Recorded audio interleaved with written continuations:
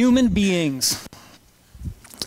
We are these amazing vessels that get thrust into the world. We show up here with multiple senses all gathering information, and it's an incredibly beautiful and awe-inspiring thing. But one of the things that I've been finding interesting is that in this moment in time that's so absolutely incredible, there's sort of this devastatingly ironic situation I think that we're faced with, because when you look at the accelerated exponential growth of technology and Moore's law just showing disruption everywhere, it's this moment where curiosity is celebrated on many, many levels. But at the same time, there's kind of a confluence of impact that's going on in our lives that is making a loss of curiosity very real. It's becoming very elusive for many people in community. As we're trying to connect our communities and cultures, our curiosity is really being pressed down and eliminated for many of us. And that's really where a lot of the future is to be had. All our discoveries are found there. So what is it that makes curiosity so important? There's a number of things, of course, the discovery, the learning, all of the things that it reveals for us. It really pulls us all forward as individuals, as communities, as companies. It's really the train that kind of pulls things ahead, and our thoughts are linked, and we build on each other's ideas and collaborations. But it's also oppressed. The challenge that we have is it's oppressed by too much information, too fast. The weight of that is actually causing a holding back of thinking. Vulnerability and empathy are being really, really held back. But with happiness, it does have a role that is beyond just the discovery side of things. It's also about happiness. When you're curious and you're learning and you're in the conditions that allow you to discover ideas and really explore deeply and use all your senses, you actually are happier. Dopamine flows when we're happy. There's a physiological need for curiosity. And if we can move forward with happiness as individuals, that of course resonates into community and resonates further into cultural change. But this is what we need to try to hang on to. The power of happiness in curiosity is a big part of what it is that we need to protect. And that's the challenge that I want to speak about today.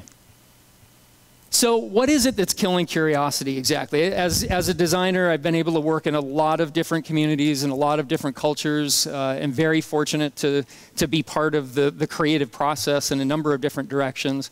But there's a couple of things that I've identified that seem to be creating this pain to curiosity and the squelching of it. And they come in a couple of different forms. The expectation syndrome has accelerated to an incredible pace as far as our expectations of how technology is developed, how quickly it turns, how quickly products are created and move forward. And then that resonates into people believing that decisions within our communities and cultures and connections should accelerate equally fast. So there's an expectation that's set in motion that is nearly impossible to meet. And a lot of it happens further upstream when investment is made and return on investment is demanded. That's a big part of where these expectations come from, and they're often very unrealistic expectations. That creates time compression. So that brings everything into question. Curiosity is about depth of study, about multi-sensory experience and having the room for that. And there's certainly a time compression that's happening that's really pushing people into situations where they're making surface-based decisions. They're not getting the chance to get as deep into issues as they need to. So time compression is hurting everyone in the process as well. And then finally, there's the digital delusion, these magic little black mirrors that we all carry. We live in an age of wonder, absolutely, but there's a surface nature to this. It is not a multi-sensory experience. It is a very surface experience, and though we all appreciate the fact that we can find the director's name on that film we can't think of, and that's all really wonderful stuff, and there's incredible depth there as well, but when we start replacing that kind of information for thinking that's real experience, that is a problem. And we're living in there's a delusion that we're living in if we think that that actually means experience that allows you to empathetically connect with individuals and each other and culture to make really intelligent decisions and come up with really beautiful ideas. So that's something that we really need to think about, is we're living in this age where there is a degree of a delusion, and it is in fact killing curiosity. So when you think about what it is that makes it so difficult, a lot of it is just human fear. you have to be vulnerable to be curious. You have to be empathetic. You have to actually look people in the eye and speak to them. That's how curiosity works. That's the underpinning of it. And I think that's the greatest thing that we have to accept and understand. If we're going to move our ideas forward, we have to realize those limitations. There's a few interesting things that I've seen recently that are really helpful in looking at this. Warren Berger wrote a book, A More Beautiful Question. It's a stunningly insightful book. And one of the things in his book about questioning, it's about the importance of framing questions and the art of questioning. But one of the things that is noted in the book is Deborah Meyer's study in the UK, where they came up with a detail that is really mind-blowing. The average 4-year-old girl asks 390 questions a day. Young boys are not far behind that, but that statistic radically drops 5, 6, 7, 8 years old. Once you enter the school system, it radically drops off. A lot of the reason that happens is because of the complexity of the school systems, not that there aren't some amazing teachers out there, but you start to get rewarded for the answers, not the questions. So people start memorizing to learn toward the answers, and they lean into answers, and all of a sudden the people that are trying to dig and discover and be vulnerable are really pushed to the side. So it's a really powerful book and definitely worth noting, but it's the art of being curious. It's the art of asking questions. The other aspect is vulnerability and empathy as related, again, to the digital context. There's another great piece that has been done in some research that, again, deals with physiological change. Barbara Fredrickson's research on our relationship to our phones. And there's a physiological shift that's taking place. Our neural pathways there's a plasticity to them. And our relationship to information and how we hide in these pieces is physically changing us. And it's disconnecting much of how we empathetically align through eye contact and smell and sight and breathing. And there's so many subtle things that go on that you lose when this happens. It's actually affecting changes in the vagal tone is the connection point. And it's a really fascinating article, but literally our neural pathways are changing, which are compromising our ability to be empathetically connected. Because there's so many subtle things that go on. So we're getting lost in the machine, in a sense.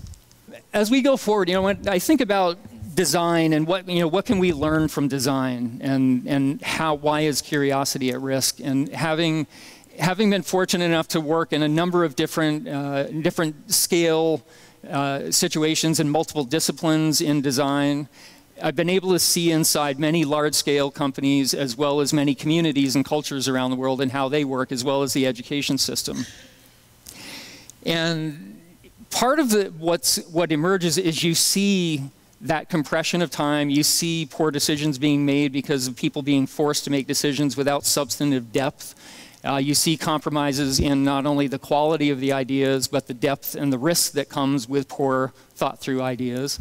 And these aren't just communication ideas, these are product ideas. It really runs through the entire bloodstream. And a lot of people think, well, that's a big public company problem. It isn't at all, because it resonates into the private companies, it resonates into education. It really goes into our communities, the bloodstream completely, the whole ecosystem is affected by that compression.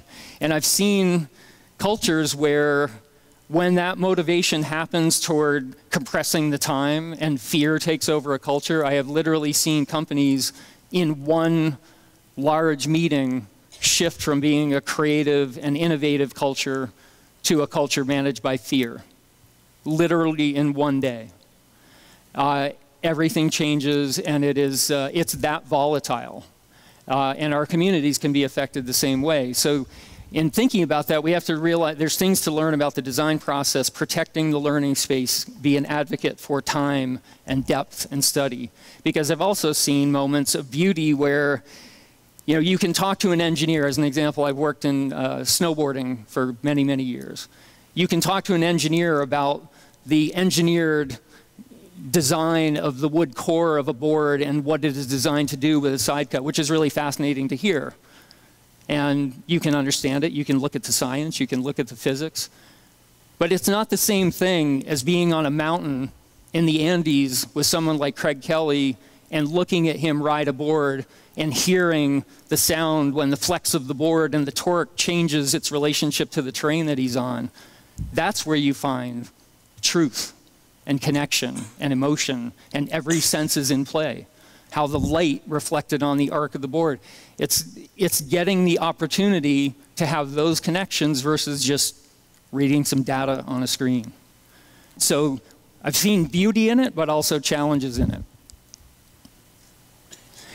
So one of the questions you probably have is like, oh, you know, we are in such a curious time. So it's like, hey, MJ, come on. There's some amazing things out there. And there are.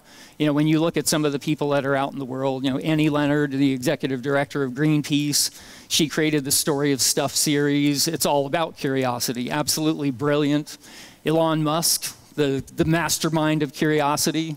You know, Hyperlink or Hyperloop and everything that he's generating as ideas, and SpaceX. It's just absolutely stunning. Every category. Jonathan Ives and what he's doing at Apple, inside out understanding technology at the deepest curiosity levels. You know, Jane McGonigal is another. When you look at her work in game design and how she recontextualized game design and gamification and brought it into education that deals with cultural issues and challenges, another brilliant and curious mind. Kendrick Lamar, what he's doing for social justice through the music he's creating, the words he's writing, and the images he's making, absolutely incredible. The depth of curiosity of what he's studying is really mind-blowingly beautiful. But my concern is for the rest of us. Those are beautiful and aspirational anomalies in a way that found the conditions for curiosity, but this is me in 1965 with my sort of curiosity hope for what my role in the world might be. But it really is for the rest of us. How do we advocate for curiosity in our educational systems? How do we advocate for curiosity in places like this through channels and platforms like this? That's what we need to protect, because if we're not getting the community and individuals and people engaged in curiosity, we will not move forward. We certainly won't move forward with empathy, and that's where the insights are. So how might we save curiosity is one of the big questions. So with all this, once you understand the challenge, there's a couple of things that I've looked to and I've been experimenting with to trying to find a way forward. So answering with action is a big part of what needs to happen. You need to participate. You need to engage. You need to look at physical interactions, look at experiential design. That is an essential part of it. Trying to find intersections, not unlike this, but physical intersections where you can experience ideas, you can experience things with other people. That's an important part of the design of it. So it is a multi-sensory idea. And don't run away and be afraid. And then additionally, just look up. Actually look up, look around, look in people's eyes and connect and talk. That's one of the most profound things you can do, and I'll speak a little more about that in just a moment. So these are a couple of examples of experiments that we've done. So Solidarity of Unbridled Labor is a design studio that is basically a social sculpture. It's a living idea. It's an absolutely transparent relationship building kind of concept, a new way of designing with people. We also are doing work with development of an idea called Iskra, which is a educational silkscreen studio. It's a nonprofit where we teach people how to make art and get it through the entire process and use serigraphy to print, and then we help them do a gallery show and express their ideas. But it's something that's about interaction between every age. Every single aspect of society comes into this space to learn and create. We've also created a cafe. I'm a firm believer that cafes can actually change the world. If I could go back in time and be in Cabaret Voltaire when the whole distill movement happened, those moments of interaction and multidiscipline thinking are the most beautiful. So we have a cafe that also helps to fuel this thinking. And then Karma Birdhouse is a co-working space that has about 60 different groups in it. It's all about intersections, and actually they go into the evening as well. This is the same space at night. You need to create the conditions where even underground music scenes can emerge within a space where there's business going on. And there's just cross-fertilization of ideas. It needs to act like a super collider of thinking and curiosity. But you have to create the conditions for those ideas to happen and for those connections to happen. So how do you spark curiosity? Like, what is it? For me, one of the things that's helpful is Kipling's poem, If, when he talks about begin at your beginnings. That's a lesson that I am reminded of often because it's a very simple doorway to curiosity. And I'm going to tell you a quick story and then offer a challenge to you. About 12 years ago, I was at the Flynn Theater, which isn't far from here up in Burlington. And at the theater, there was the performer that my son Eli and I went to see. He was 15 years old, and we were sitting in the audience. The performer came out, and he was like this 6'5" character with crazy hair. And there was a desk, a glass of water, a chair for him, and a second chair. And when he went out on the stage, he invited a young woman to come up to the stage. It was a 10-year-old girl, happened to be from Milton, and she came up on the stage, and he basically interviewed her. He went on that evening. The entire idea was interviewing people from the audience, which he had just met standing outside before the show and had never really spoken to him before other than a few minutes outside. That person was Spalding Gray. And Spalding Gray did a national tour titled Everyone is Interesting. And he literally went around the country and mesmerized people just by sitting on a stage with a glass of water and a desk, talking to people he'd never met before because he was interested. And that is the heart of curiosity, just saying hello. So my challenge to you is based on this idea, 52 hellos. There's 52 weeks in every year. So every week, do yourself the gift of looking someone in the eye that you do not know and say hello and be interested. Ask them what they do, why they do it, why they love it, and continue the conversation because that is the doorway. Hello is the doorway to curiosity. So I would invite you to do that 52 times a year and just see where that takes you. Thank you.